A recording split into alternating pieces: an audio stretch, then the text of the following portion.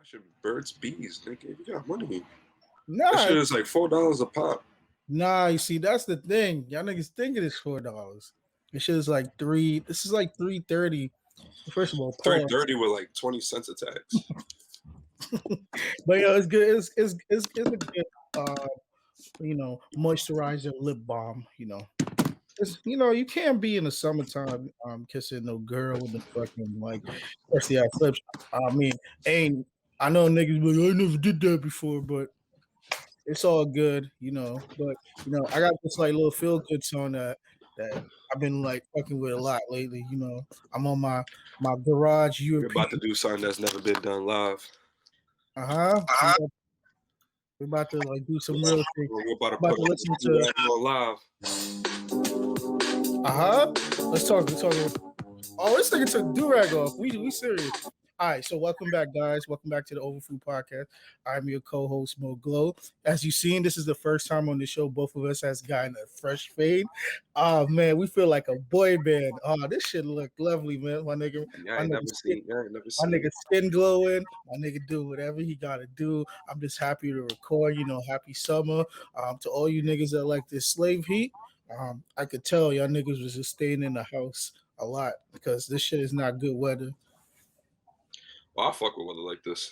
Nah, I don't like being hot, man. I like warm weather. I just don't like humidity. Yeah, but that's the thing. New York is disgustingly humid. Hey man, but yo, shout out to all the manufacturers that make maxi dress, sundresses. Shout out to all the women. Shout out to Fashion Nova. Shout out to Bombini. Shout out to Pretty Yo, Girl. No, I'm not shouting out because we got Strawberry. Because they come on, man. We got shout out all the. That's where all the girls be getting their sundresses from. Not unnecessary clothing. Conway.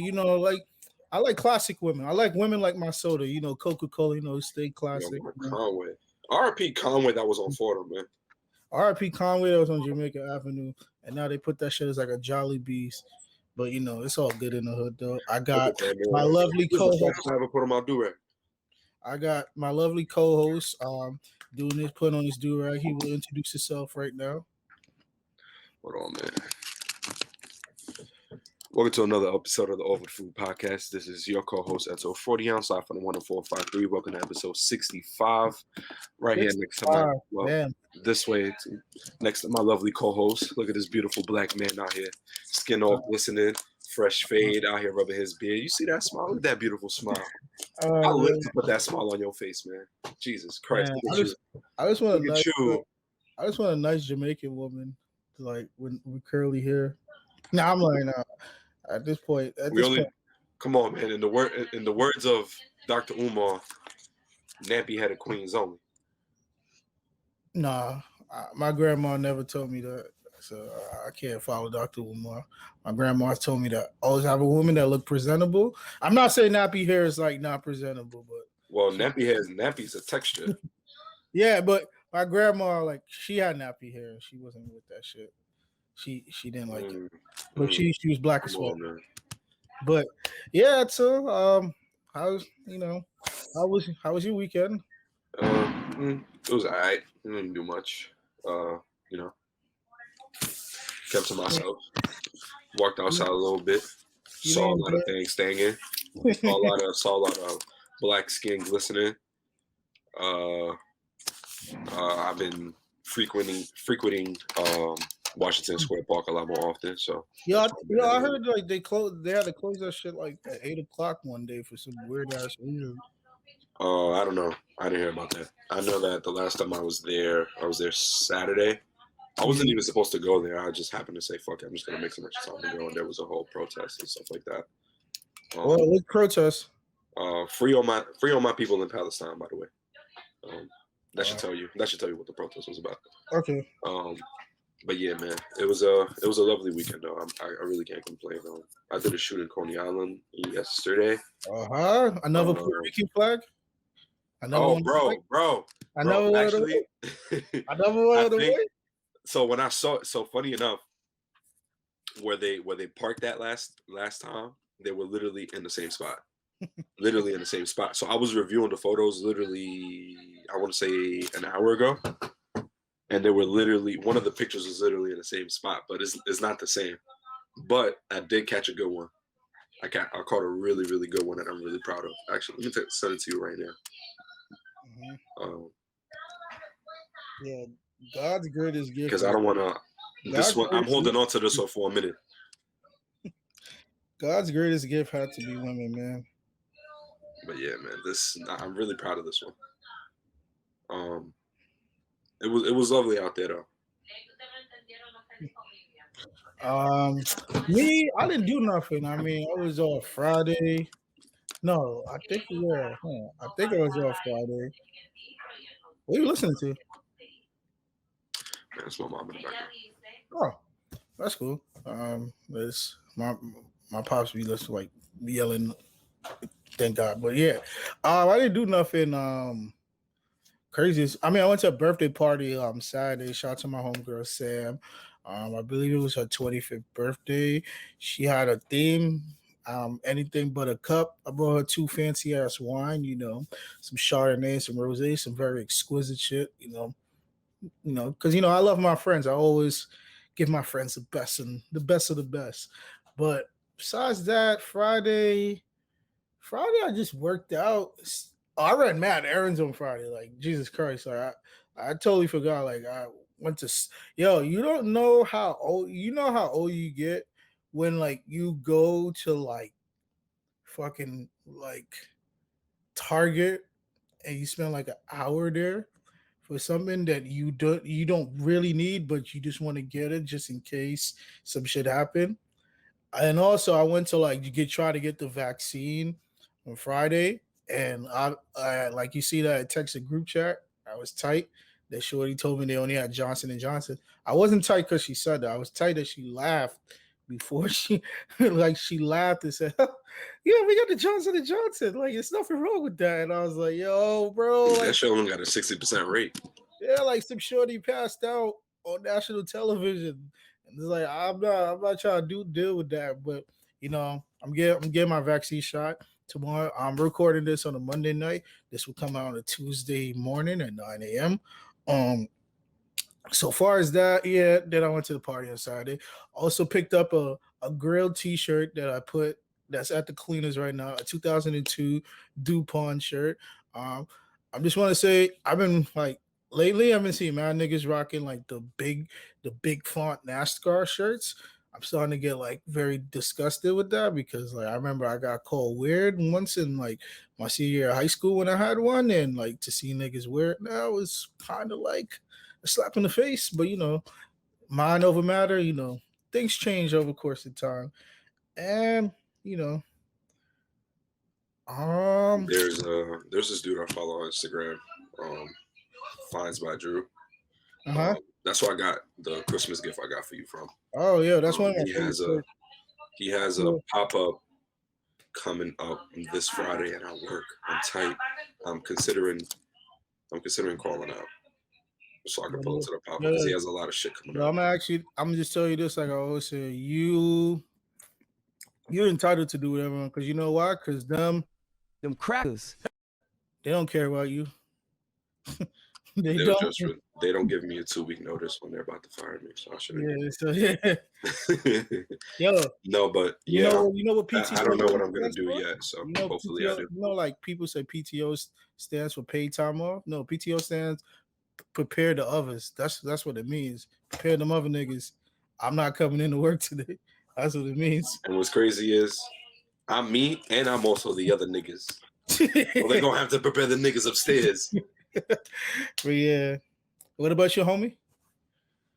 Nah, just hoping to maybe I'll go, maybe I wouldn't, maybe I won't. But he's been putting he's like been posting some of the stuff that he's gonna have for the pop-up. Mm-hmm. And there's a couple things I'm scoping out, and I'm like, I might have to like make a move, but we'll see. But yeah, before we get into like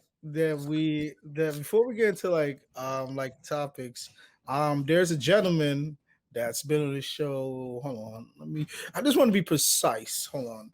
I want to say roughly around. I think he probably has the most. He's been here twice. No. He's been here more than twice. He has the most appearance on this show. He's been on the show twice with you. Oh, wow. but he's been on this show 4 times. He dropped 2 projects in the last 3 years. He has his own YouTube channel. Um, Amazing artist. He fucking freestyles to me every fucking minute he sees me. Ladies and gentlemen, boys and girls, we would like to welcome back Anthony, co-winner to the motherfucking Overseas Podcast. Oh my God, the carnage! Listen. So cold Listen. It's cold back on Over Food. Don't become an enemy because they might be praying over you, nigga. No, bro. I'm here. I'm here. So I'm gonna save it though for the rest of the podcast though. But I'm here. You feel me, Anthony Cole? Right. You know, shout out to the single moms out there. Shout out to the nappy headed women out there. Feel me? Shout out to the niggas. Shout out to all my 4C women. Shout out to the niggas who spend all their bread on designer shoes that they can't really afford, but they flex it and they make it up for it. Because we here for a good time, not a long time. Shout out to the niggas that go broke getting fly. Yeah, I feel attacked. What's wrong with you? Hey, listen, I've been there. Hey man, I'm still there. Listen, he said what he said. It had to be said. Yep. But yeah, thank y'all for having me. Welcome back, and wait, hold on, wait. I got the most appearances. Yeah, this is my number 4, number 5. I think number 4. I lost track. Let's clap it up for that. Yeah, yo. I'm a good guess, bro. Welcome back. It's always good to have you on the show. Nah. This is my number 5. Because we did one in the restaurant. I remember we did one in my room over the phone. Yeah. And I did 2 with Edsel, and this is my number 5. That's crazy. I got 5 of these. That's tough. Man. That's dope. But yeah, just let our listeners know like how you been since the last appearance you've been there. I mean, I obviously see you almost every day, so I don't need the little cookie cutter answers you about to get. Just tell them what's new in your life. Shit, let me see. Since the last time I've been on this platform, I started the clothing brand, Ben Fashion. That's going well. Black man making money. I got a girl now, so you know, we out the streets, we back in the crib where I belong. Shit, what else? I got dental surgery this Friday, so I'm about to change my whole life. Oh, this man, pretty much it, bro. More money, you know, more success, more life. There you go. Yeah, Ben dropped the album the other day, so I'm feeling great, feeling amazing. It's welcome back.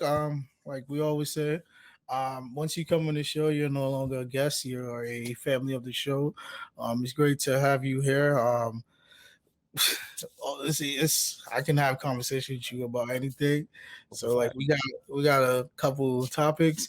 I hope you're interested in this because I know like you're not a big sports guy, but you know everything about this is not sports. It's like basically your thoughts on what goes on in the world. But I think this topic here, I think me and Edsel is gonna attack a little bit more in depth, more than you. No disrespect, but like I don't think you pay attention to tennis. But me and Edsel, I think we do a little bit. I mean, tennis was the first sport I ever played for like the listeners to know.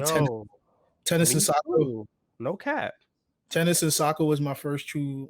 I used to play tennis at Roy Wilkins. No, I played tennis.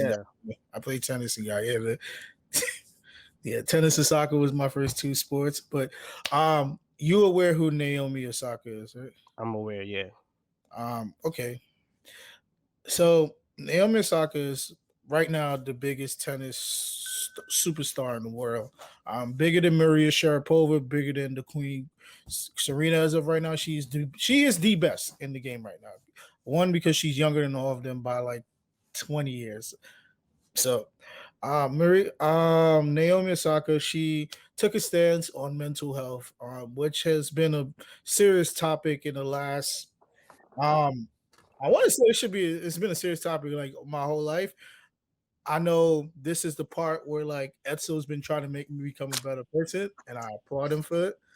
But I think everyone knew. I said this countless times on the show. As a kid, mental health was never a thing for me to care about because, like, the way like I was brought up, it's just like, yo, just get on and just move the fuck on. Like shit is always moving. So it's like you don't got time to sit down and weep, and because like it's you should just be like you should be just be happy that you're alive.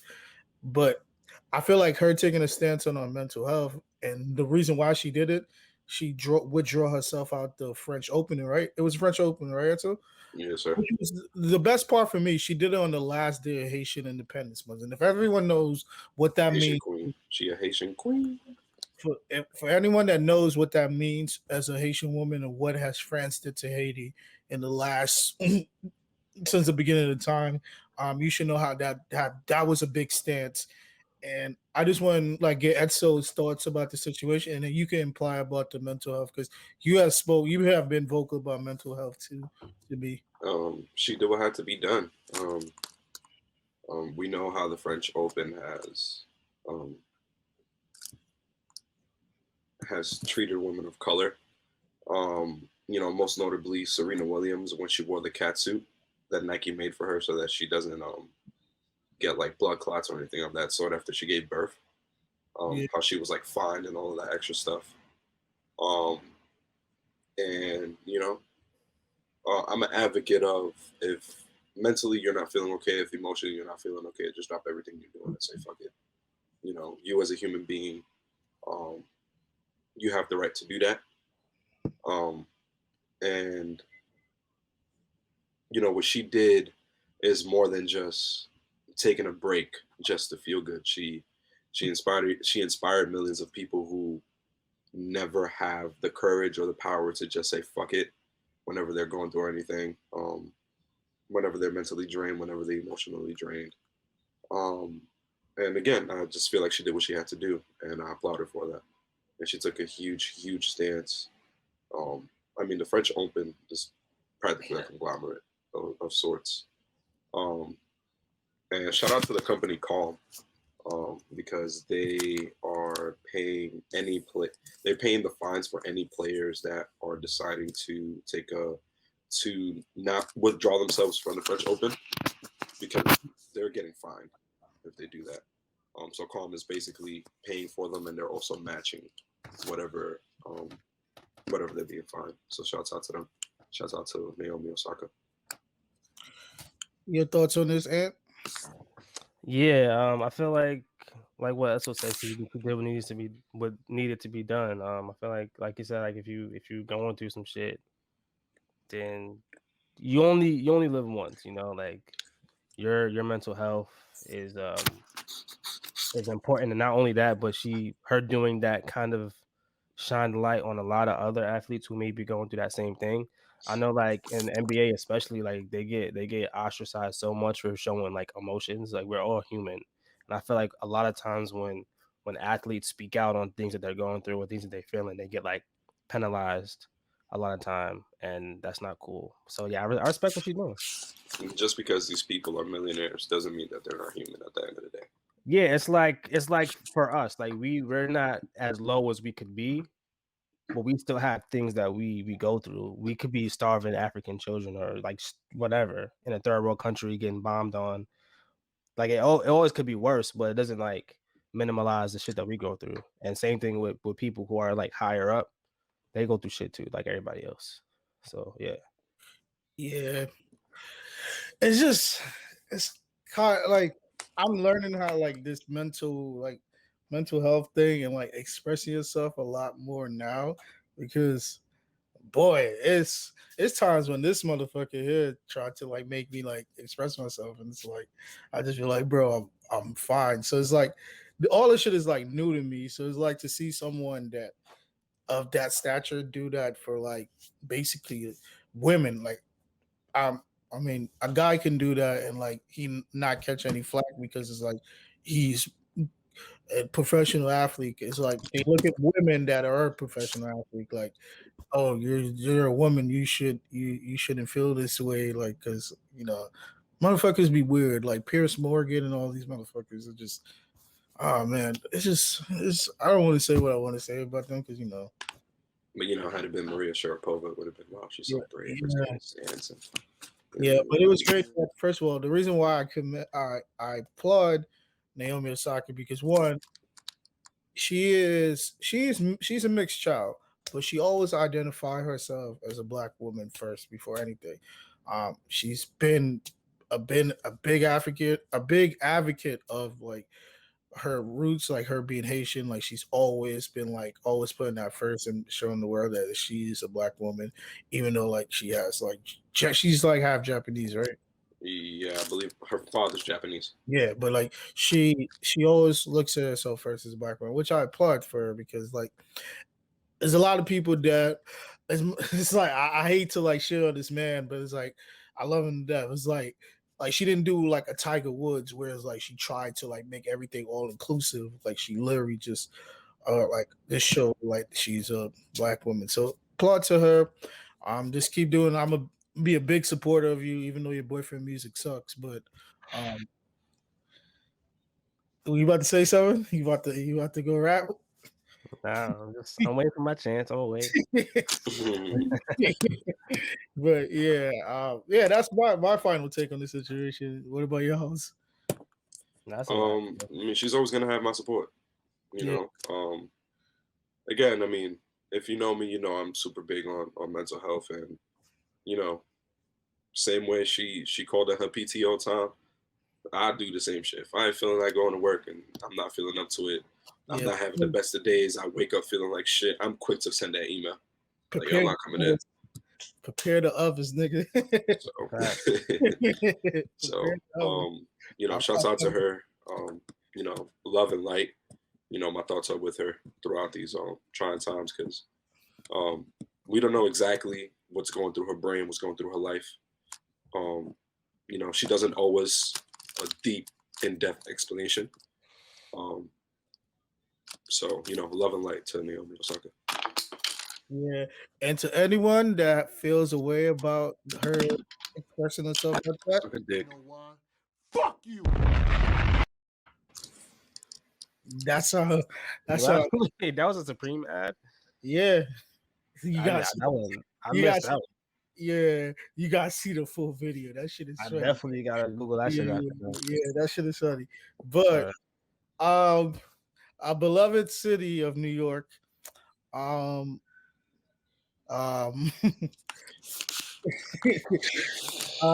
beloved New York. I mean, our beloved. Please tell me the song is coming.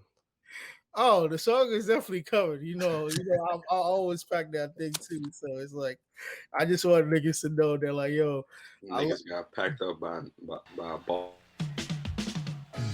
We are the New York Knicks. We are the New York Knicks. We are the New York Knicks. We are the New York Knicks. Say go New York, go New York, go. Go New York, go New York. Y'all can see these niggas dancing. Yo, it's not a nigga in sight. Back on track on the floor, scoring Morris 94, and the Knicks are hardcore. And I'll tell you like this, we ain't never looked sharper. With Hubert, Bonner, Gray, and Harper, it's the Knicks, and we're back on pace. Everyone's gearing up for the championship race, and the fans are going crazy, and they're doing it for a reason. Cause 94 is the Knickerbocker season. You better believe the Knicks got all that takes. We're shooting 3-pointers, and we're running fast breaks, and if your defense makes a mistake, then bam, you ain't dunks in your face. This is a team you don't want to miss. We are shitting me? Alright, this is over. I can't take this no more. I can't take this. Yo, finish this. That's what we get it. They're rivals, but Jesus Christ. Who was that? Who was that rapping? I don't know. I'm gonna fuck. But I'm gonna say this: as a New Yorker, these niggas. It's funny they made that song and lost that same year. Yeah, they lost in the finals. Listen, we ain't gonna talk about that. We ain't gonna talk about that. Yeah, but put it like this: New York, we lost to Atlanta. I know the niggas got packed by a string cheese head nigga. You know what I hate with niggas? Oh my god, y'all! He's like, yo, you lost to. Y'all keep losing to Atlanta, man. If it's not rap, no, it's basketball. But you know what? If y'all niggas remember the 1990s, when did we ever lose in rap? Don't get me started, bro. You know, niggas think Atlanta rappers are better than New York. Like they, I know Edsel don't agree with this. Atlanta niggas probably. Yeah, but you know how people are, only y'all New York people think everything revolves around. Yes, nigga, we created it. We're better at it. Yeah, so it's like like Atlanta people think like people in the South think Atlanta like been running the hip hop game for the last 20 years. I don't think so. I think I'll give them the last 10, but the last 20 is nuts.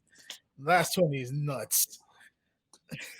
Like it's nuts. I wouldn't ever say running it because I don't remember like a time where maybe Wayne's run was probably the only time someone. Yeah, but they try to correlate.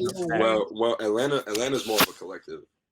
Yeah, but there's never been a single person from Atlanta to run hip hop for a while. It's just I don't think you had a collective of like Future and Young Thug. I can't front. Lil Baby might be one of those dudes. Lil Baby might. He might. He has a chance. I don't have an argument against that. He has a chance. I don't think he's the best rapper right now, though. I mean, he's the hottest. It was when Lil Wayne run was going on, when he first started emerging, he wasn't the best. He was the hottest. Nah, but a lot of niggas was jacking that he was the best though. I'm saying that other than him, I don't think there's anybody from the South who's been considered the best. I mean, hey. He's before our time. I mean, we was real young when he was rapping, but people consider Scarface as one of the best. I think unjustifiably so, but I like Scarface a lot. He got one of my favorite verses ever on This Can't Be Life. When you talking about his boy Reese, he dropped down in tears. But yeah, like Edsel said, the Knicks got packed up by a man with stringy hair, and it's sad because it's like.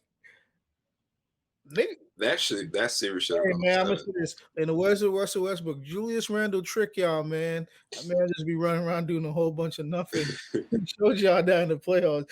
And man, that guy just. I mean, I'm gonna give him a chance because it's his first playoff appearance. Hey man, playing in front of come on, bro. Playing in front of Madison Square Garden, playing in front of that crowd is tough, bro. It's probably the toughest arenas to play. Yo, you know what's so funny? And one of the homies said that this generation of like athletes don't care about Madison Square Garden, and I hope I wouldn't say that. I love him to death. I wouldn't say that. Realize like what transpired. Players love if anything, Trae Young showed you that players love coming to Madison Square Garden. I just hope his opinion changed about that, and I love him to death. Yeah, that's like a brother to me. But also, I mean, Julius Randle didn't see DeAndre Hunter for 2 of the 3 matchups that the Knicks had against the Hawks. So how are you supposed to prepare for somebody you haven't really matched up against with? And DeAndre Hunter's a monster, like he's a dog defensively. So true, but regardless of that, he should have played better. Yeah. Had he played better, this would have been we might have had a game today with the Knicks. Today, like game 7. Yeah. You know what hurt me the most?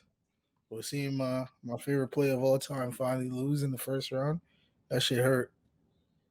I mean, hey man, everybody gonna lose in the first round eventually. I remember it was before LeBron, like Tim Duncan was undefeated. Niggas got packed up by Puerto Rican nigga.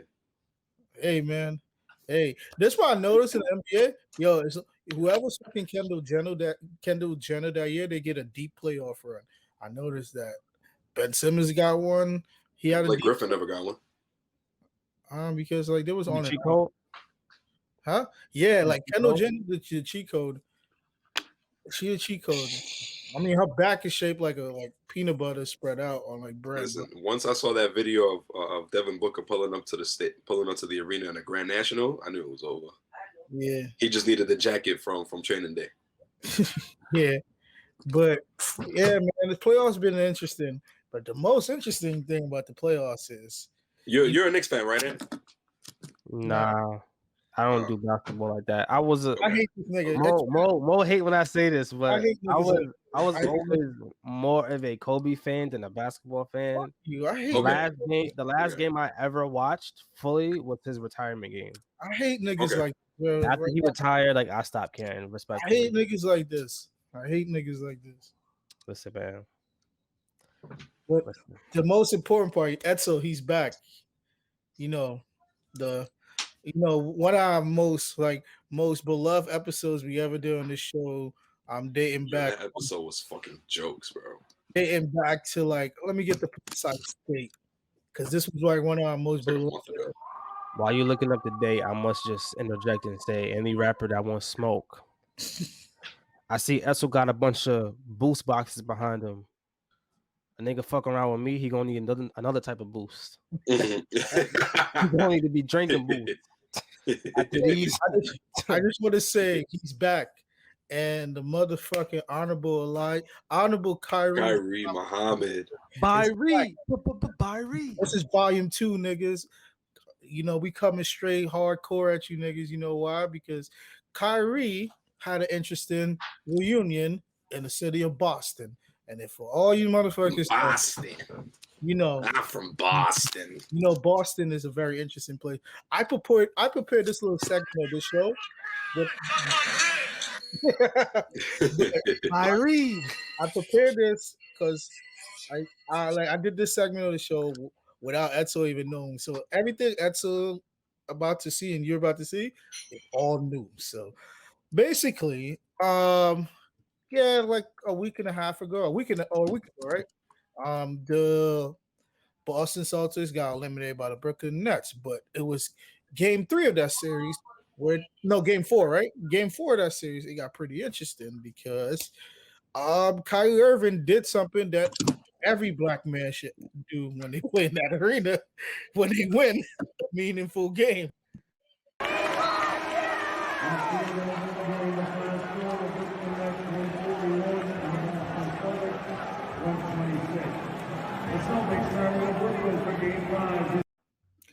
It wasn't even the stomp for me. It was when he wiped his foot off of it. Let's fucking go, bro. But look, I have it in 4K for you to see what my nigga Honorable Kyrie Mohammed did. Look at that. Well, he like, Lord. Fuck them crackers. Also, it's hilarious that he wore the Bruce Lees. I'm gonna be playing a nice chain of events. So after Kyrie did that, right? He walked to the tunnel because that's what players got to go back to go change and then go back to the hotel and chill, go on Warzone, things of that nature. So Kyrie did that, and around the NBA with fans crossing the line, somebody tossed a water bottle and it nearly hit Kyrie as he was walking to the tunnel. Tyler Johnson noticed it, and the Nets began to point out who it was in that section. I ain't gonna lie. If somebody threw a water bottle at me walking down the tunnel, this shit would have turned to a whole nother tunnel. Like I always shit would have looked like Rough Riders in that tunnel. Like I told niggas, if I ever own a sports team and I see a heckler like going in or going too extra on a player, I will go and stop the game, like stop the game in the middle of like whatever's going on, and I will bring that fan down, and whoever he's heckling, right, I will literally give him the mic and say, yo, whatever you have to say about this man, say it, and just know whatever happens after you say, that's on you. I just want to see how tough you are when it's people Mike Tyson said it the best, bro. People got too comfortable saying stuff without the fear of getting punched in the face. I'm paraphrasing, but he said that. And I agree. Niggas be getting too comfortable, bro. To the point where you feel like you can just throw something at another man like he's not a man. Nah, bro. Ain't doing that. Bro, y'all remember when I think me and Mo spoke about it in the last episode when Russ they didn't do the popcorn when they do the popcorn at Russ. Bro, the dude had a bad ankle and needed 6 guards to still hold him back. Bro, like the people, like, yo, they need. I honestly, if I'm Adam Silver, yo, you're allowed to have 30 seconds in the case with the fans. Bro, yeah. You deserve it. If you listen, yeah, because you look at me as less. Want to know why? Because when you're outside, you ain't trying that. Yeah, you ain't trying that. If I'm one of the guards, I'm acting like I'm holding him, but I'm really letting him go. Letting him go, bro. Exactly. That's just me. I'm gonna let him get that off because I know I would want to get that off. But yeah, and it's hilarious because then they want to go back and try to like sue you for shit like that. It's like, yo, bro, you literally try to harm me. You know, so funny. Like people like that do shit like that. Like, oh, they feel like hurt that like they did that. I think I brought it up in the last episode that like Ant's about to smile at this little scenario. Eminem has a song on his first like official album called "Brain Damage," right? And he speaks about a school bully named D'Angelo Bailey. And D'Angelo Bailey waited until like that nigga is such a bitch, bro. D'Angelo Bailey went onto the album, went double platinum to sue him for like I think it was like character, like I guess yeah. And it's like motherfuckers love doing that shit because like they're like, I'm depressed now. People look at me like I'm not a model citizen. You're not a model citizen. You're not a model citizen, bro. Like you're disrespecting another man. You're basically telling another man like nothing he does matter. But this is the part, Edsel. Your input is gonna be the best part. Also, before I play that, this is how Knicks fans was when Trae Young packed that ass up first. Suck my dick, Trae Young! Suck my dick! Fuck Trae Young! Yo, Trae Young looks like my dad's dick! I never saw my dad's dick! He still looks like shit! I better not catch Trae and thank me! I better not catch Trae and thank me! Now you... Why would you? I never seen my dad's dick. First of all, it's been a year since them Dykeman niggas chased them niggas off, chasing niggas off the strip. We ain't forget. Y'all niggas is sick for that. We ain't forget. Y'all, I hope all y'all niggas die. Well, I don't want to wish death, but you know. But this is the part where I know.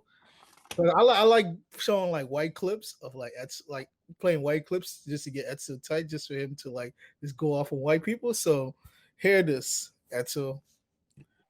Can I just say something? Yeah, what's up? I want to talk about Kyrie Irving for 1 second. Yeah. So he got the water bottle thrown at him by the 21-year-old kid. And the 21-year-old kid is getting roasted on 97% of social media, I'd say. And then there's the racist undertones because Kyrie said Boston's racist. This is bullshit. He's charged with like what? Armed and like dangerous weapon or deadly weapon. He threw like a quarter-filled water bottle. Kyrie Irving is an asshole. Kyrie Irving is a cocksucker. I wrote that I hate Kyrie Irving. I've never hated a Boston athlete while he's been in Boston like him back in 2019. Sure, I'm sure there's some racist assholes.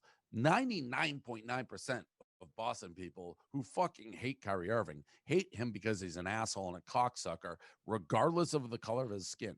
Charging that kid for throwing half of the water bottle with that type of crime, they're trying to make an example, is ludicrous. And for Kyrie Irving and other players to be like, oh, fan contact. Well, if you stomp on the logo the second before you walk out, I'm not saying that gives you the right to throw anything. It doesn't, and the kid's an idiot. But you can't have it both ways. You can't be a player and basically give the finger. That logo means a lot to people in Boston. It's like a symbol of the city. You stomp on it after being a prima donna fuckhead, and someone throws like one fucking quarter bottle. All right, slap the kid on the wrist and let him go. But Kyrie, you shut the fuck up. That is not a racist. Hold on. That's all I want this whole clip to play. Normally I would take this shit off, but I want this. Garnett actually defended Boston. He put on his Instagram. He's like, yeah, people got to be better. We just going to ignore that fucking Kyrie stomped on the logo right before he walks out and then walks right past fans. Again, don't throw it. But it's like, even before, he's just inciting, almost like he told you they're racist. Shut the fuck up. Clip that and put that out. Clip this rant and put it out before the game today. That guy sucks. And all the media being like, typical Boston, but shut the fuck up. That Kyrie is the biggest cock who ever lived. And fuck Lucky. Yeah, fuck. This is what niggas really want Kyrie to do. Fuck Lucky Charms, because it's bad for our community. Yeah. The Leprechaun movies was dumb trash. No, Leprechaun in the Hood was fire. Hell no. That shit was, bro. Come on, bro. Fuck Hornswoggle from WWE. Uh-huh. Fuck all them niggas, bro. This is what niggas really. I wish Kyrie will play in Boston again, and every time he comes down the court, he stomps on Lucky's face again, bro. Yo, every time, bro. But this is what niggas wanted Kyrie to do, like. And you know what's crazy too? Because he left Boston. Look. This is I'm what gonna wait. I'm gonna let Edsel get his shut off. But you know what's crazy too about this? Notice the little things. Notice how he pointed out that the kid was 21 years old. Notice that he pointed out it was only a quarter full bottle of water. They want to do everything to like make the person as innocent as they can be. He was only 21, but like that shit doesn't matter because if the shoe was on the other foot and Kyrie was a young 21-year-old basketball player, they wouldn't give a fuck, bro. Word. And this is the homie trying to make Kevin Garnett seem like this. Oh, go shuck and jive, I'm gonna shuck and jive, I'm gonna get on down and tap dance, I'm gonna shuck. Like, that clip is smart. To guard that for, like, but Edsel, the floor is yours. Bless you, bro. Appreciate you, my brother. First of all, fuck David. Don't put me on a big screen. I feel like no, I need you to. No, I don't want to be on the. I feel like that's a lot of pressure. Fuck David Portnoy. Why the fuck are we even listening to the dude? The nigga doesn't even pay his own people at Barstool. Like, fuck that. He's a fucking douchebag. Talk your shit. He's a fucking douchebag. Second,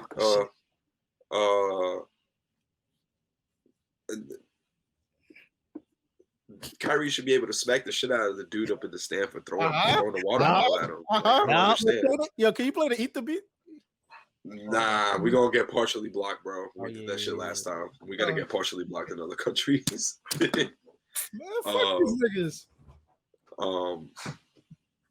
I mean, KG and Glenn Davis are. I guess they're. I mean, they have a reason to be mad. I mean, I wouldn't want another. Like, if I played for a certain team, I wouldn't want people to. Let me read this. Hold on, let me read this. Hey, you want to read it, or you want me to read it? I read it. G Baby Davis tweets. I mean, it's IG. This IG. Oh, this is okay. My fault. He posts on Instagram. Real bullshit. Like I said, you step on Lucky, you step on everybody. Random space that played for the team. Keep the shit basketball before somebody get hurt in real life. Which Easy Money Sniper replies. Laughing emoji, crying emoji. Nigga, please. Yeah. Is you shitting me? So Edsel, go ahead, bro. I guess they're entitled to be pissed. I mean, I'd be a little pissed if somebody just came and stomped on my logo if I played for that team. But I mean, I wouldn't take it that serious to start posting shit on social media or whatever. Like, it is what it is. Nobody ain't gonna get hurt. Glenn Davis ain't gonna go out here, travel all the way to Boston, try to smoke a nigga. He ain't gonna do that. He ain't built like that. I mean, hey man, that nigga went on. He ain't built like that. Man, the nigga got KG made the nigga cry on national TV. Hey, he ain't gonna do shit. Glenn, he gotta stop. Nigga out here threatening empty words like. Man. That's but fuck David Portnoy, man. Yeah, like, come on, like. When the players of said team are saying that even their fans can be racist, like, bro, David Portnoy. Portnoy? Yeah. That's how I felt about him. Bro, when guys like Marcus Smart are telling you that he's heard people be racist in TD Garden, like, that should be enough evidence to tell you, like, this is how I felt with David. And this is coming from a Celtics fan himself. Like, yeah, Celtics fans can be fucking racist, bro, especially in the city of Boston. This is coming, yeah. This is how I felt when I saw this video. Bro, this make me sound racist, bro. I'm black. You're white. You don't know about what goes on in black culture. Why is your white ass in my black business? You get what I'm saying? You're white. Why don't you go watch CNN or some shit?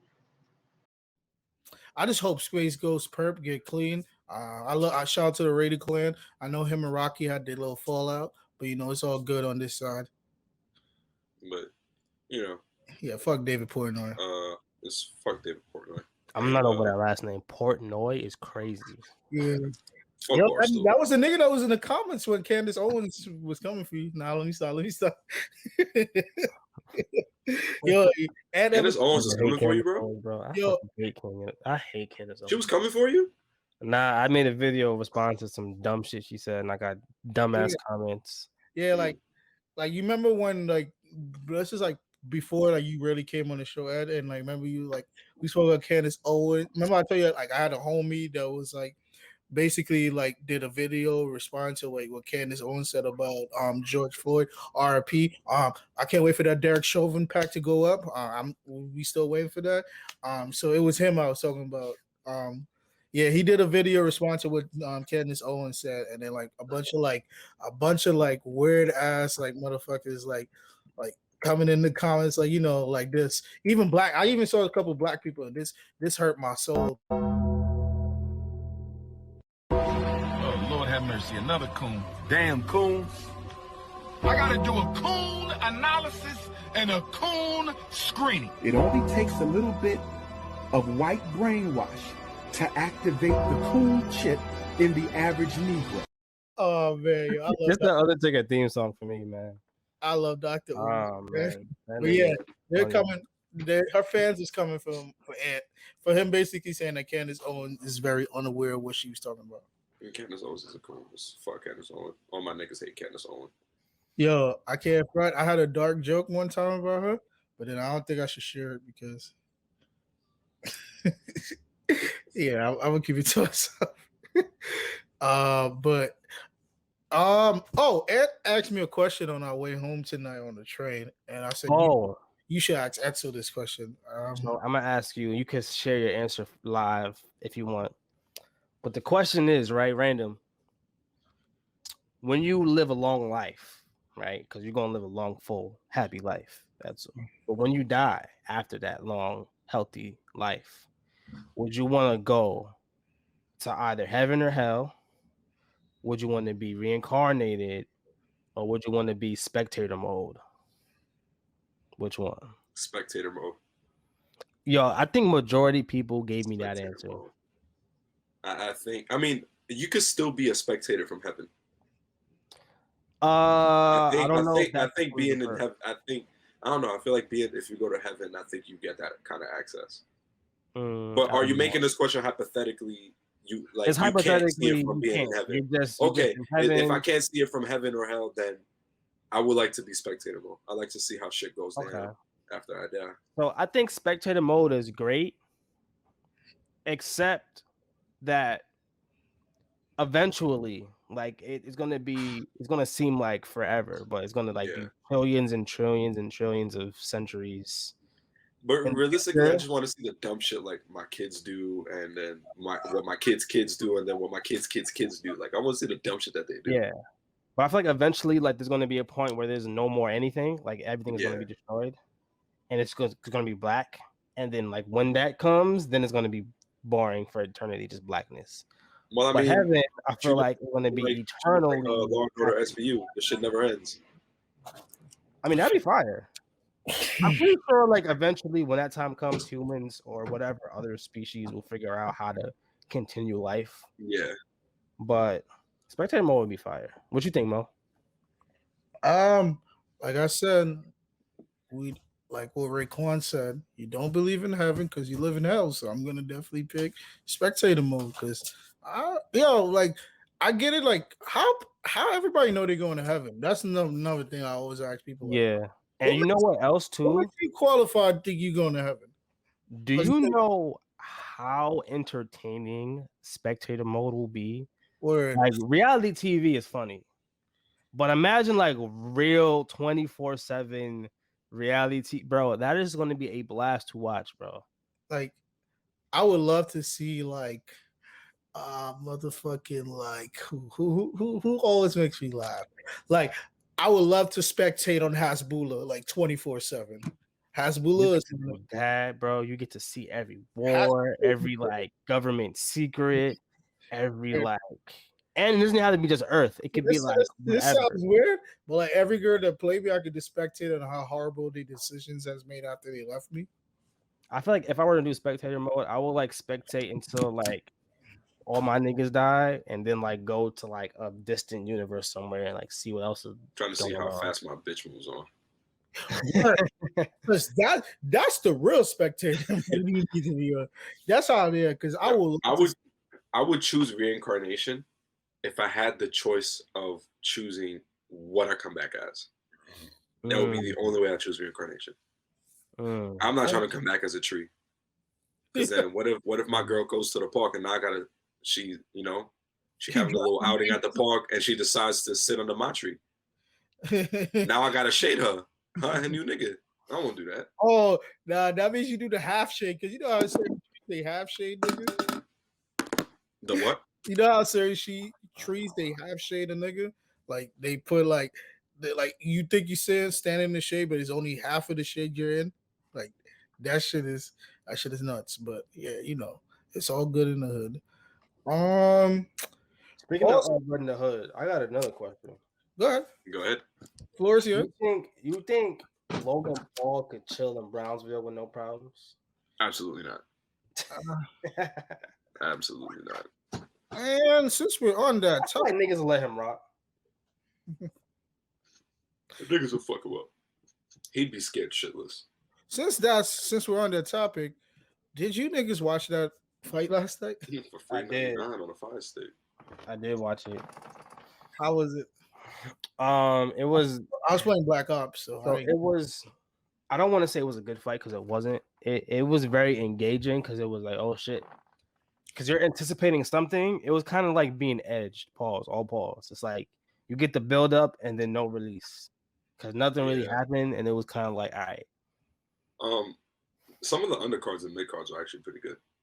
Yeah, I like that. The fight with the dude. I forgot his name. The dude. His name started with an H. Hurd versus Artis. Yeah. That was a good fight. That was a good fight. I thought he was going down. I thought he was going to lose that Spanish dude, but Hurd was tight because he tried to get that knockdown with literally the final split second, and then he counted it because it was too late. Yeah, that was a good fight. That was a good fight, but that Mayweather Logan fight was. I mean, the fight after that was terrible though. Yeah, it was the last mid card before the main event. That was pretty good. That nigga clearly took a dive for the check. Mm-hmm. For sure. Mm-hmm. He did not want to fight, bro. Yo, Ocho Cinco. I didn't know Ocho Cinco was fighting yesterday. I knew because I listened to I Am Athlete podcast. I knew you saw. That was because I seen that he was getting weighted, but I didn't know he was getting weighted for this fight. Yeah, for that event. So that was hilarious. I think he lasted 4 rounds, so he's definitely gonna get another fight. Yeah. What else I was gonna say? But this was I saw this clip and this shit kind of made my day because, I love when my black brothers are very boisterous, braggadocious, because you gotta let niggas know. Very bombastic. Yeah, gotta let niggas know how you really are. It's not all about the money. Well, your kids can't eat legacy. The patches on my trunks, that's 30 million alone. So, who's really the smartest one in the sport of boxing? If you guys don't want to see me do no exhibitions, don't come, don't watch. When it comes to legalized bank robbing, I'm the best. I don't care if y'all write good stories. I don't care if y'all write bad stories. At the end of the day, I will always have the last laugh. Damn, I'm writing this story about Floyd. But look at the house I go to. And look at the house he go to. Then all the guys that y'all said was extraordinary, the Canelos and the Pacquiaos, I made them look ordinary. And then when I see it's a chance for me to do a heist, a quick heist, at the end of the day, I'm the smart one. They say, oh, Floyd don't look good like he used to look. My bank account looking better and better each and Talk that shit, big dog. Talk that shit. I love Floyd, bro. Like I know he gets a lot of flack. I love when niggas talk. I fuck with Floyd, bro. See, and like that type of shit. It's like, I love when niggas talk that big boy shit. It's facts, bro. Like 30 mil off my shorts alone. 50%. I think he got 50% of the pay-per-view sales. He got 10%. I think he got like 10 million before the shit even started, and then he got like 30 more. Bro. Yeah. And then Logan got like 20 of the shit. Yeah, I don't care about white people, but I mean, exactly what I said was gonna happen did happen. Like people forget, like when people say around that whole time, bro. They gave him 8 rounds, 3 minutes each, and I told people like, yo, like you think 3 minutes is fast up until you're in a fight. Like a street fight, school like organized, whatever. 3 minutes is really an eternity. Yeah, it was 3 minute. It was 3 minute rounds. Oh shit! And that's, you see, it feels like an eternity. And he's not going to be able to keep up with a world class boxer of that caliber. He was tired after like he was tired by the third round. Punch Floyd landed had his nose leaking. Mm-hmm. Like the first punch, there's no way. The punch where they say he knocked him out and Floyd had to hold him on his shoulder. Yeah. I saw that. He hit him and then he put him to sleep for a little bit. He put him to sleep a little bit. But that, I mean, I feel bad for anybody that paid the $50, and I wish, I don't know, something in me just wish, like, really, like, Floyd won, but I wish they would have just declared him as the winner. Period. Yeah, what's worse is the niggas who paid to sit there front row. Mm-hmm. Oh, y'all got. Yeah. But I mean, it's all rich niggas. Yo, you know who was there? You know who was there too? Matt Barnes. Yeah, I see them. And niggas is like, yo, there goes Kwame Brown. It's a picture of Matt Barnes looking like. Kwame Brown was on his way to the arena to tell him to go pump some gas. Have you been? Do you know who Kwame Brown is, man? Yeah, I haven't been following everything that he's been saying because he's been on live like every fucking day. Yeah, but I know. He out here serving mama's cooking. But in another news of white people being weird, Kwame Brown Geechee. Right, we could all talk over this picture because I want this shit to like be placed while we're talking about it. Because I want to know who are the dumb motherfuckers that did this shit. So Italian artist named Salvatore. Why he has Salvatore Guru? Yeah, just say Guru. Yeah, he has a Call of Duty like gun name. Yeah, he has sold an invisible sculpture for 18,000. That's 18,000. Yeah, 18,000 US dollars. The reason why I say white people are weird because how did he get the power to think about selling something with spit to people? I mean, that's how I feel about the rap game because y'all niggas don't be saying nothing. Remember when they sold that banana tape to the wall at Art Basel for like $12K or some shit like that? Yeah, that's the shit that gives you the opening to sell an invisible sculpture. There was some dude whose name I forget who sold an invisible painting with just a description of the art for like thousands of dollars. I think James Franco actually bid it on it or bought it or something like that. How do you walk out of the place with the sculpture? It was a blank canvas and just a description. Wow. I don't know how that works, but finessing. Damn, bro! Like shit like this is the real def. If the phrase art is subjective was a person, this is it. Jay-Z needs to do that, bro. He needs to make an album with nothing on it and then put it for sale. You know the Wu-Tang. You should make an album with just white noise. You know the album that Martin Scorsese had purchased. The Wu-Tang album. I think he bought that shit for like $12 million. Hold on, let me look at that. $2 million. And it's the only fucking copy, bro. He bought it for $2 million. He played some of it too.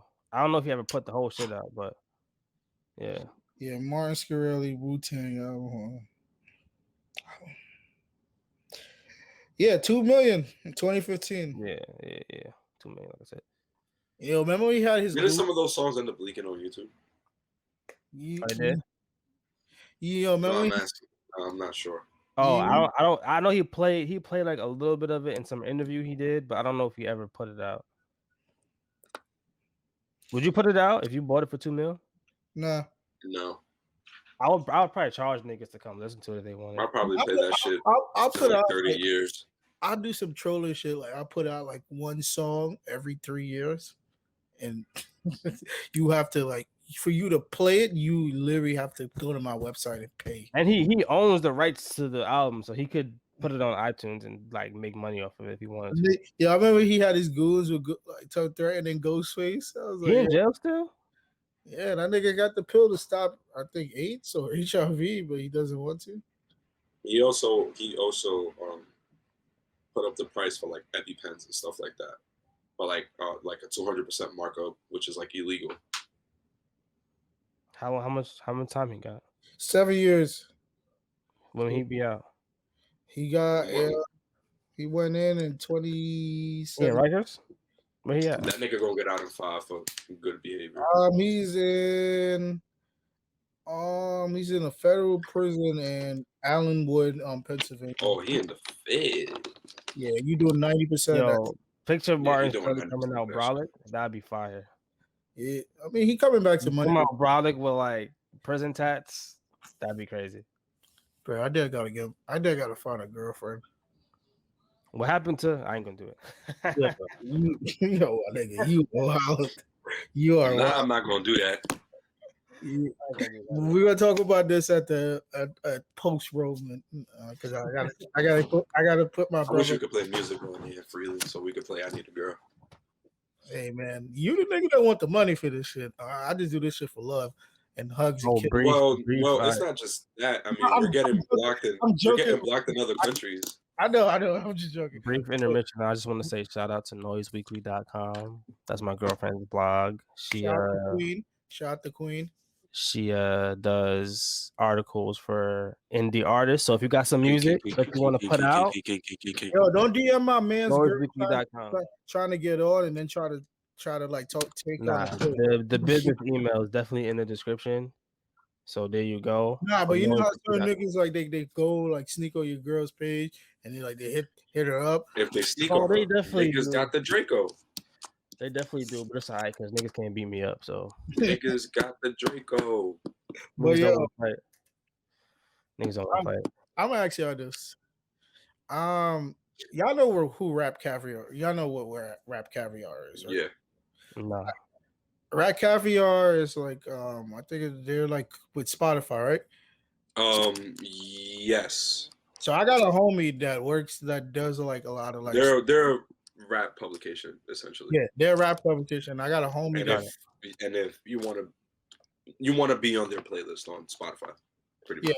Like one of my homies that I'm fucking I speak to him almost every day, save him as much as Edsel. You know him too, and I think you guys probably work together, or you work. With him. I'll tell you after. I don't want to put his business. Type it in the private chat. I want to know now. I don't want niggas to be him, my brother up, just trying to get on. But okay. So one of the brodies who's been working very hard. He posted this. He tweeted this photo about the Mount Rushmores of the 2010, and they had Twitter in a frenzy for the 2020 Mount Rushmores, and like obviously you have Drake, Kendrick, and Cole, and the fourth one it's the tricky one because you can put anyone as the fourth one if you be real. All right, I'm gonna come clean.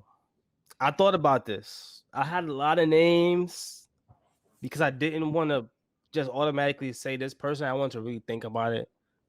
But in all honesty, it got to be Nicki, bro. It got to be. It got to be Nicki. I'm not a Nicki Minaj fan, but it got to be Nicki, bro. I'm not mad at that, but I thought about Meek. I thought about it's disrespectful because Rick Ross definitely had a great run in the early 2010s, and Future had a great run to close out the 2010s. But is he more notable? Is it either of them more notable? But the thing is that how impactful was that run early on that to influence the rest of the 2010s? All right, no disrespect to Nicki because I know we need to put a woman there, but you don't need to. But she's deserving of it. If we do the diagram and like look, this is why I wish Rios was here for this because like I wish like this conversation was four people could do it because you'll get 4 different answers because like I'm not saying you guys are not being objective, but I think we forget that we're in this spiel that like once Nicki started at Monsterverse in 2010, like we felt like that was like the most impactful shit. And if like after that, like she dropped great projects, but it was never amount to like, oh, the Monsterverse. So I just feel like Rick Ross in that 10 years. Hold on. I hear what you're saying, but I feel like outside of like I'm not a Nicki Minaj fan, but her influence and her reach, especially because she's a woman, on top of that, is insane, bro. I think more so than Ross, and more so than Future. Definitely, bro. Yeah, but the thing is, it's also consistency in thing. Rick Ross has dropped consistently great music throughout the whole 2010. You may not like it. A lot of people have though. A lot of Yeah, people are but very I'll say consistent. this: Rick Ross has dropped better albums than Nicki in the 2010s. But that's cool. Like better is always going to be subjective, and I agree. Like he had better projects than Nicki to me, but I don't think Rick Ross. We talking hip hop right now. I don't think Rick Ross. It's not even. I don't think Rick Ross definitely has not been ever like where Nicki's been, bro. And the doors that she opened for women too. Women in hip hop right now is more prevalent than it's ever been, and that's definitely because of her. I'm not taking anything away from you. So, as far as impact goes, all these women out here now that's on top of the game is because of Nicki. That's influence, bro. I don't think Rick Ross had that much of an influence. He was impactful, yes, but influence, and this is not from a Nicki fan, bro. I'm probably like one of her harshest critics, but I like facts is facts, bro. Like you can't not put her on there. I mean, bro, but that's the thing. It's like Nicki's the most obvious answer, but you can still put Kanye. Kanye's different because he wasn't really like 2010 to 2020. And I guess Nicki wasn't technically either, but like her career was more in that time frame. So like Kanye's last great project was 2010. Nah, Life of Pablo was 2016. That wasn't a great like project. It was good. It wasn't a top tier project because it wasn't up to your likeness because you got greater projects from Kanye West. I think Kanye's been since Dark Twisted Fantasy and Watch the Throne, he hasn't been like where he was ever. Like he's never been like maybe Yeezus, but Yeezus wasn't well received in the first drop. I'll say this, but even in the 2010s, every Kanye album sounds like a new train of thought. Like if you listen to, but look, what I'm saying is, Pink Print is the same album. Look, bro, what I'm saying is like Nicki and even the Monster verse, which I think is very overrated. That verse is really bad to me. Very, very bad verse to me. But it's not bad, but it's taking myself out of it. Like a lot of people love that verse. Like Nicki has done so much and has done it on a high level and has kept her name relevant. It's crazy because I was going to wear a Nova shirt for this podcast too, but that's besides the point. Nicki has definitely reached heights that Who You're Naming hasn't reached. And on top of that, she literally created a lane for multiple artists. There's a lot of little Nickies out here, bro. That's true. I'm not telling you that. But see, I don't like to care about what you do outside the booth. I just care about the music. I don't care about anything else. She did it through music, though. Yeah, but also Rick Ross brought in a collective of niggas, and they had a good run. Who? So we're gonna act like Meek and Wale. And Wale. Wale's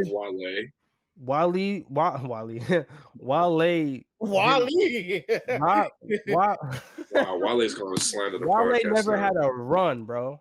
Yeah, but Wale was doing great with mixtapes. He did drop solid projects. So you don't necessarily need to. The only nigga that Ross really brought to the game that like stuck out was Meek. But Nicki, how are you defining a good run? Because if we're talking about if you want to define a good run by hearing it in the streets all the time, then we're not really being broad. Like we're keeping it to how are you defining a good run? Because Wale didn't really have bad projects within the 2010s.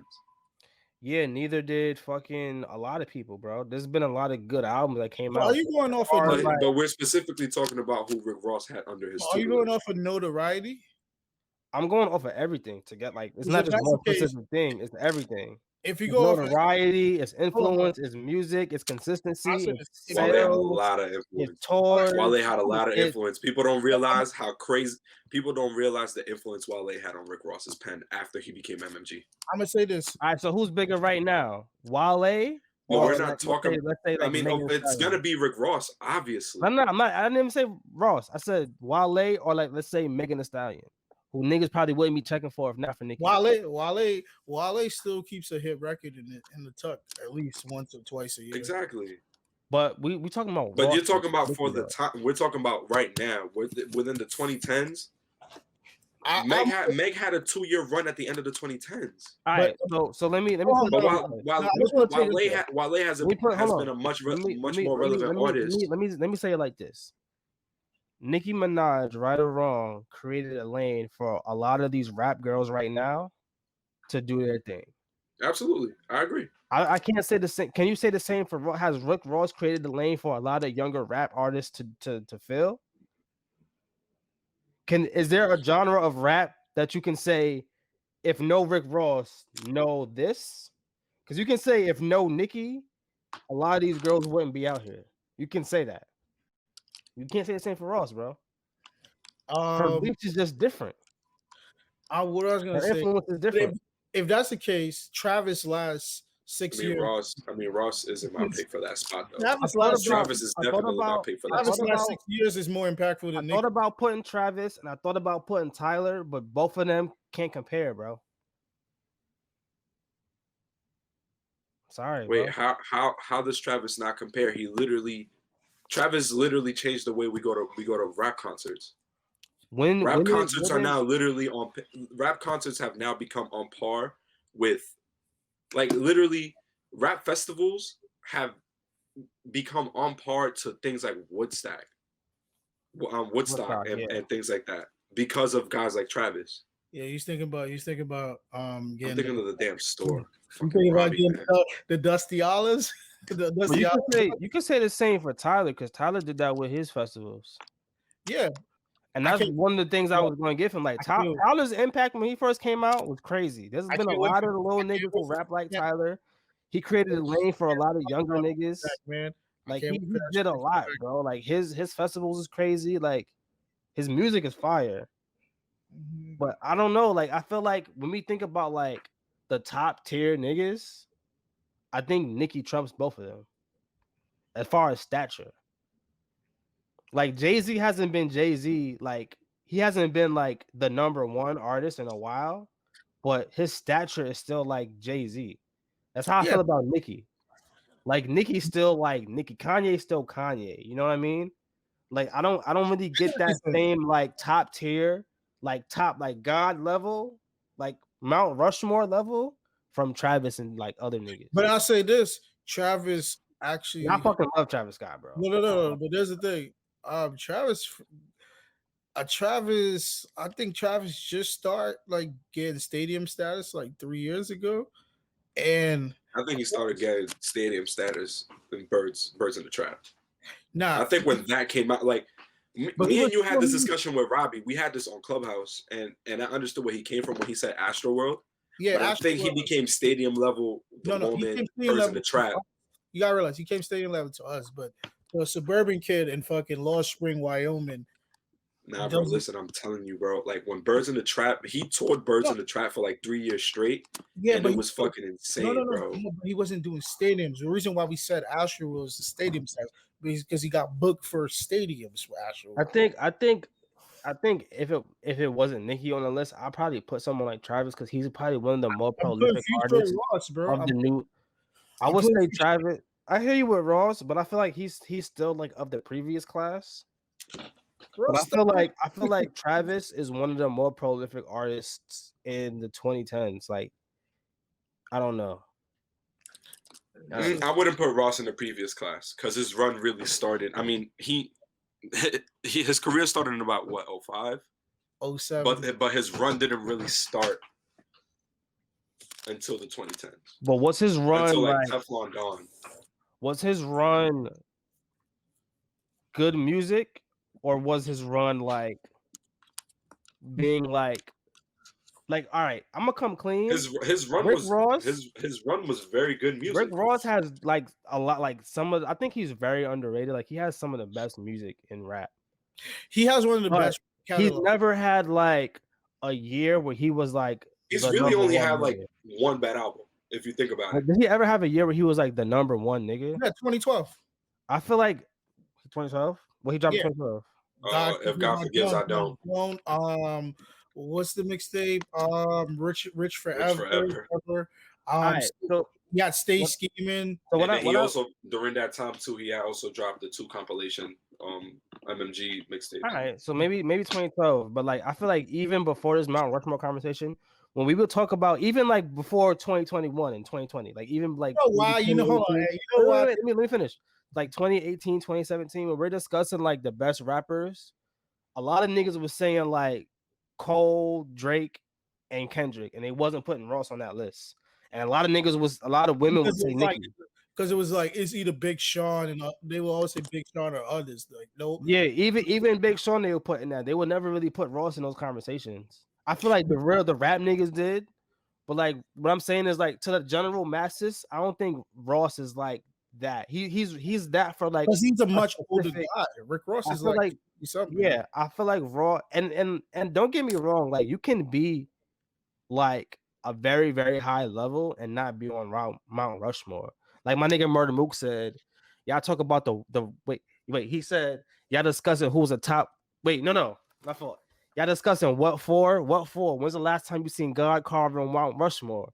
Like you don't have to be on Mount Rushmore to be like solidified. You can be like a legendary figure.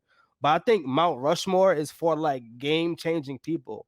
And I don't think Rick Ross really changed the game the way Nicki did, the way Kendrick, the way Drake did, the way like you know what I mean? Like he's a dominant figure in hip hop, but he's not like when you think about what Mount Rushmore is and who's on Mount Rushmore for that means Kanye should be on it.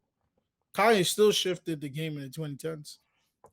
I mean, I guess you could. I mean, you could put him there. I would put him there, but I think like I feel like if you put him there, I think you would have to take off maybe Cole or Kendrick. I'll take Cole off and put like Drake, Kanye, Nicki, and then somebody else. Taking Cole off because Cole is like a branch off of Kanye Street, like Leary, the same producer style in the early days, same rap technique, same the story structure.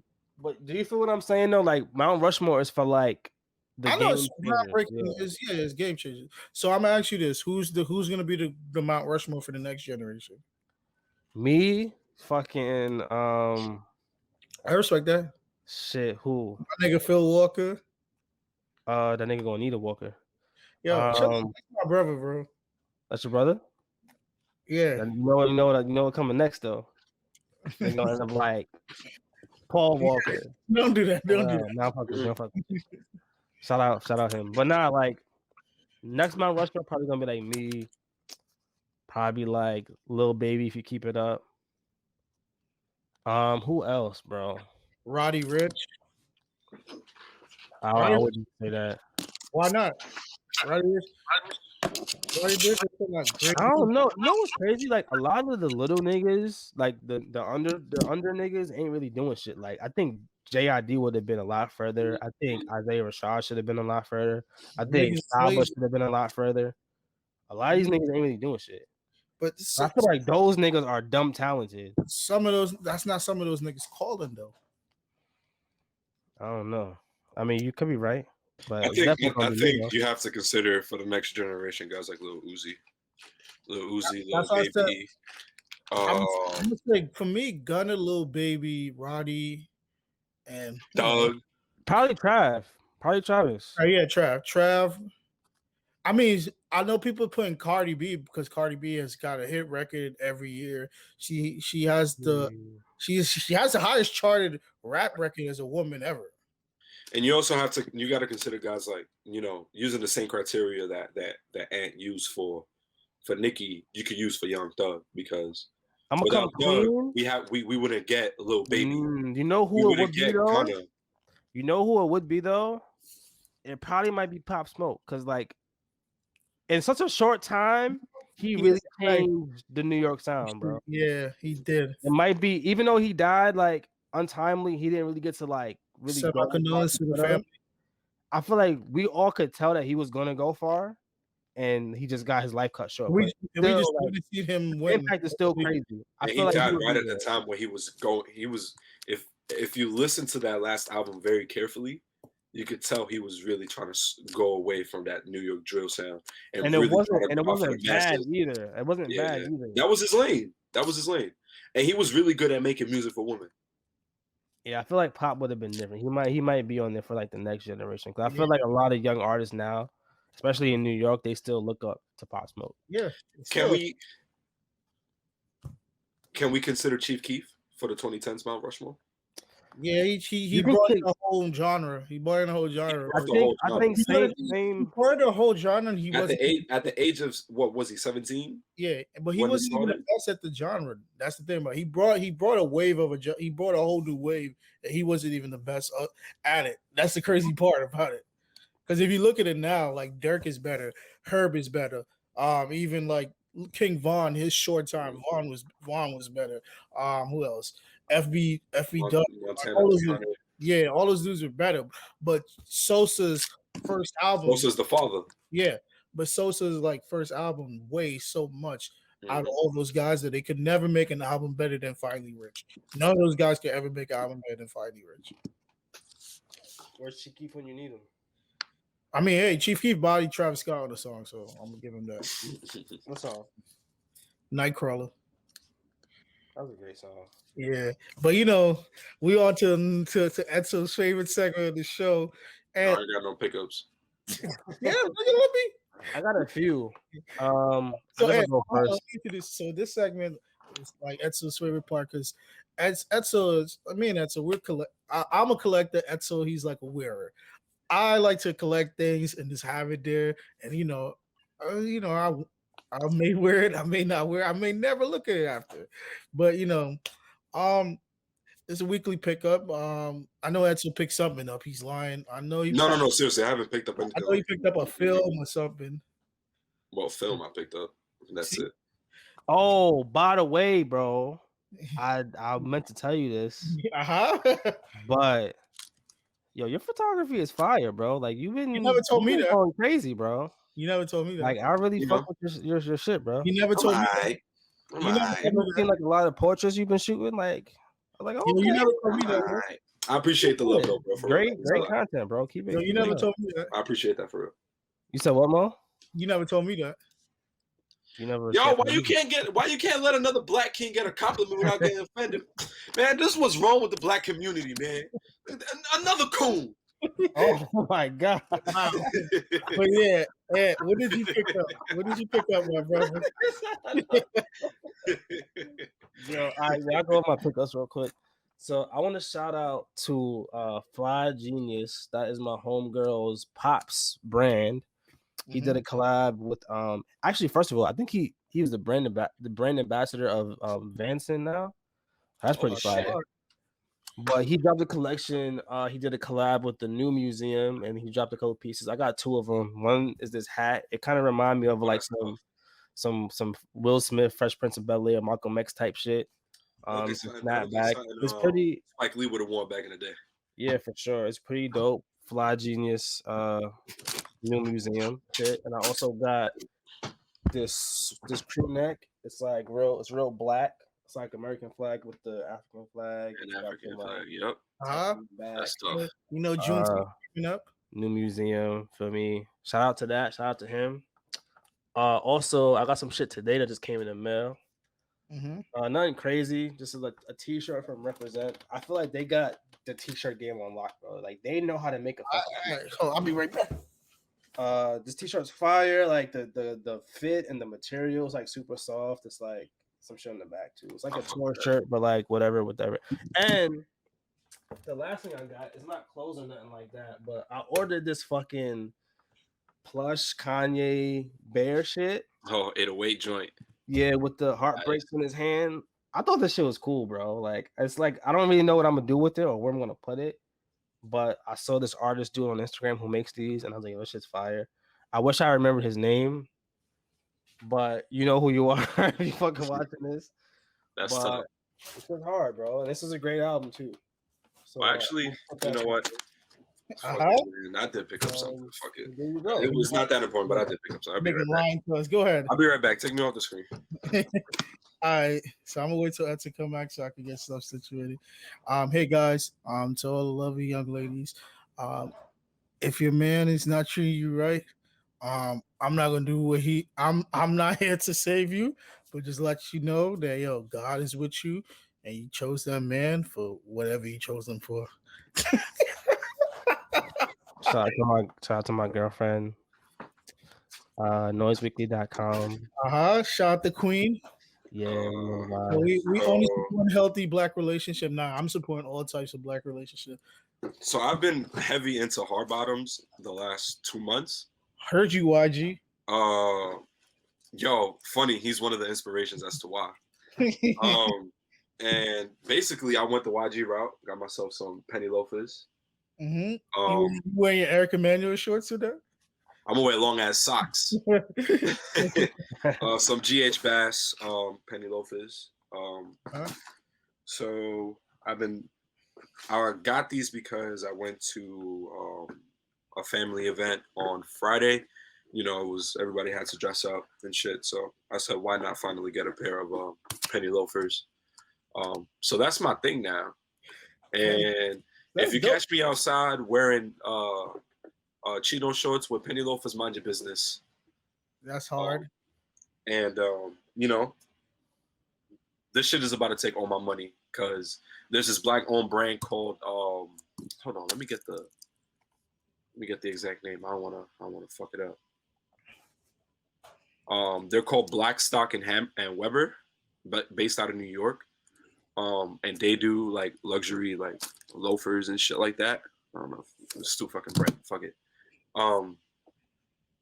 And their shit is dope. Like they did a little like they have this stuff stocked at Kith, and I pulled up to see it in person because they don't have like a storefront, and it's very good fucking quality. So that's my next pickup. I'm about to give up that $300.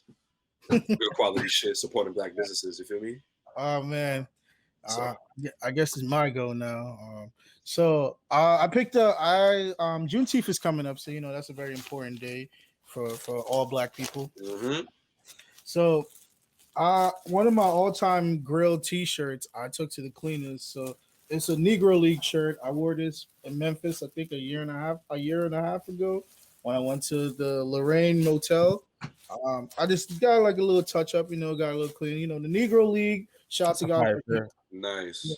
Shout out Hank Aaron. Shout out Jackie Robinson. Shout out to all the forefathers. Shout out to Black Yankees. All those people that did what they had to do to show their light. To inspire athletes of today. The best part of this shirt is what it says on the back right here. To all the listeners. One of you guys read this because the listeners. The Negro Leagues rose from the ashes of segregation to become one of the most significant chapters of American history. While forever changing the way our national pastime was played, the Negro Leagues more importantly changed the game of life. America benefited tremendously from the sacrifice, the fortitude, and the perseverance demonstrated by the men and women who simply wanted to play ball. Thank you. Yeah, so this is arguably what my greatest find in the thrift store. So I'm shout out my guy Select Vintage Al. He gave me this for a good price. It was less than $30. So I would never sell this shirt. I would never sell this shirt. So to all you motherfuckers, every time y'all see me in the shirt, which I only wear the shirt like twice a year, stop asking. Stop. I'm not giving it to you. So also, I picked up this umbrella from my third favorite streetwear brand of all time, Supreme. The first two. The first two, Stussy will always be number one in my heart because Stussy represents like they may not without Stussy. Yeah, like Stussy may not make doper shit than Supreme, but like I always like the concept and the simplicity that they use. So Stussy will always be number one for me. And number two is always between Supreme or like A Life. So yeah, I got an umbrella, like I said. I got the Mitchell & Ness shorts because We grew up on basketball. And basketball. Oh, you got them after that day we spoke about it? I got them the day the moment when you texted me. Oh, that's the Supreme joints. Never mind. Yeah, I got the Supreme. Supreme. Because we had spoken about Mitchell and Ness. Yeah, I got the Supreme. I will be going to LA, I think, next month to visit some of the homies. So I'm probably gonna wear this out there. And this is the best part. I got a Ryan shirt. You know, niggas is catching dubs. So all my queens that still do the Bronx wine, you could Bronx wine on me with this shirt. I don't complain. This shirt is pretty good. I'm straight a lot of water weight, so you might see me outside with no shirt on under this. But mind your business. If you're not trying to be like my lady for the night or my lady for the week, don't ask me why my shirt is open. But you know, if your friend is with it, so be it. So yeah. Heard you sexual chocolate. And also, I'm not getting paid from these niggas, but yo, the pink grapefruit, Burt Bees, lip balm. I know I mentioned it earlier in the show. This shit really changed lives. I'm letting you By the know. way, that's just not $3 or $4. That shit is $3.99. What? All them shits is free. What that I got? You stuff them shits in your pockets, bro. We ain't paying for those. Crazy. I mean, shout out self-checkout. Shout out to the episode of being that so dick. Shout out just walking out because you tough. Nah, I ain't gonna do that because the girl that be at the registry, she type cute and like she be looking like she having a bad day. But that's neither here or there. But you know, this has been a great hour and 31 minutes. Do we have any shout outs? Shout out noiseweekly.com. Shout out anthonycolewinter.com. Shout out my YouTube channel, youtube.com/Anthony Cole Winter. Shout out y'all for having me. I appreciate it. Shout out to Illuminati. Shout out to any streetwear brand that wants to make me brand ambassador. Yeah, get my brother into the brand ambassador. He does a lot of great shit. I feel like he can do a lot to change streetwear brand. I'm definitely putting that out into the universe because that's something I really want now. Shout out to the single moms and the single popses. Shout out to the niggas who wear 2 silkies to get them waves right for the summer. Yeah, you know. And shout out to birth control. Okay, we here with that tells me. Mr. 40 ounce, Mr. Same. You know, as always, shout out to all the essential workers. Keep doing what y'all doing. Just because people are, you know, recently, last week they said that New York had its first week with no deaths and that the positivity rate is below like 2% or some shit like that. So shout out to, just because that's happening doesn't mean that people aren't dying of COVID. So shout out to all the essential workers doing what they do. And yeah, you know, shout out to Ant for coming up for the 5th time, brother. As always, your family are the pod at this point. And shout out to my brother Mo, man, always keeping it tight, always holding me accountable, you know, when it comes to the pod. You know, shout out to all my niggas out here. You know, shout out to all the single women. Shout out to all the baby mothers. You know, shout out to all the baby fathers that's making it impossible for me to be with their baby mother. It's my turn to take care of your kid. I'm not the dad. I'm not the stepdad. I'm the dad that stepped up. Shout out to the step ups, bro. Shout out to the step ups. Hey man, yeah. All jokes aside, like everybody knows my dad is in my life. So shout out to all the active dads. I know fathers. Where your mom at, nigga? Where your mom at, nigga? Where your mom at? Where your mom at? Yeah, but yeah, shout out to all the dads that are in the kid's life actively, because you can still be in your kid's life and not cater to your kids. I know a lot of dudes get that messed up. Not because you give your kid a pair of Jordans every 2 months that makes you like a good dad. But shout out to like the dads that are very interested in like being in the kid's life. I get to meet one of my nephews tomorrow. I get to meet one of my homies' kids tomorrow. I can't wait to meet that young dad though. Before we move on, shout out to my mom because she used to give my pops money to buy us shit to make it seem like he was buying us shit, and that is legendary. Shout out to her. Mom's holding it down worldwide. That's a fact. But yeah, shout out to everyone that's just trying to do right by their people.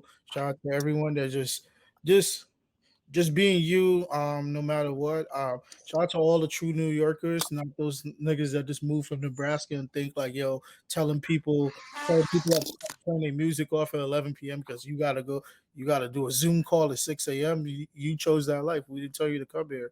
And also shout out to my brother Edsel. Shout out there's a bunch of people I'm about to name. If I don't name you, you still get the same shout. Shout out my guy. Shout out my brother Rio. Shout out my brother Will. Shout out my brother Alt. Shout out Ed. Shout out Ed. Shout out Lugo. Shout out all the homies. If any of y'all niggas rap, you're gonna be shouting out from heaven. And I'm gonna say this, yo, Elizabeth Cambridge, I love you. Whatever you want me to do, I will be a great stay-at-home boyfriend. Wait, who is that? She's the most beautiful WNBA player in my eyes right now. She plays for Las Vegas Aces. She's tall, so my fixated about tall. I'm gonna do my Googles right now. Okay, yeah, she's a big body Benz. So yeah, this is the Overfood Podcast. This is episode 65. The Honorable Kyrie Mohammed, Volume 2. We back. We followed Kyrie's story all playoffs. You know how we doing. Peace. Oh, man, I just want to know what it smelled like.